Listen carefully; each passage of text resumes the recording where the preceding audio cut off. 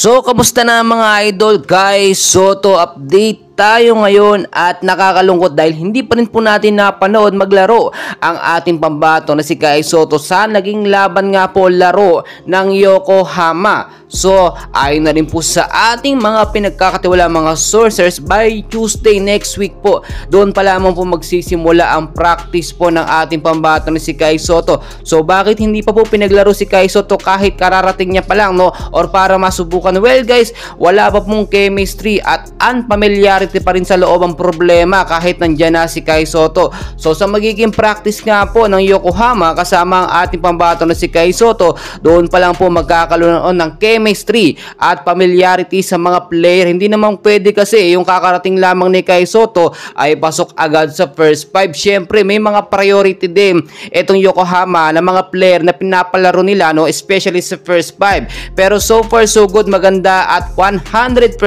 fully recovered na ang ating pambato na si Kai Sotto. At good news po ito, ang coach nga po ng Yokohama ay mabait. Talagang nakakasigurado tayong mabibigyan ng 15 to 20 minutes of playing time ang ating pambato na si Kai Sotto. Hindi kagaya sa Hiroshima Dragonflies which is laging napaka-limited ng time ni Kai Sotto. Ayon na nga rin po sa mga sources na ating nakuha, dito po sa Yokohama ay mas magagamit po ang 7-footer na ating big man na si Kai Sotto at talaga yung endurance niya ay masasagad po dito. Bakit kamo? Kung mapapansin po ninyo, magaling mag-train ng head coach nga po ng Yokohama, plus may kasama pa nga po mga personal trainer ang ibang mga player nila, especially ang ating pambato na si Kai Sotto, para ma-train nga po ng mabuti. So ang sinasabi ko po dito, patience lang po, maghihintay tayo sa tamang pagkakataon para makapaglaro ang ating pambato na si Kai Sotto. So ngayon kasi marami talaga nagsasabi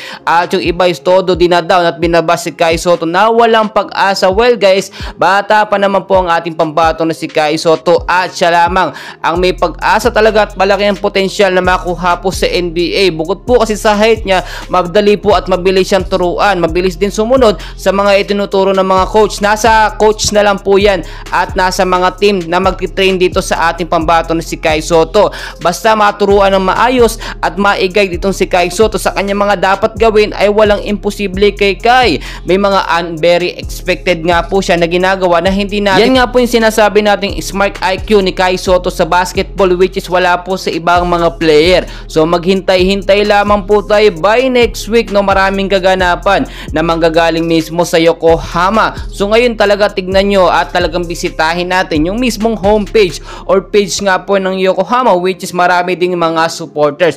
Well guys, patuloy ko po kayong i-update, and please huwag nyo kalimutan mag-like and subscribe for more Kai Sotto updates. Maraming salamat po.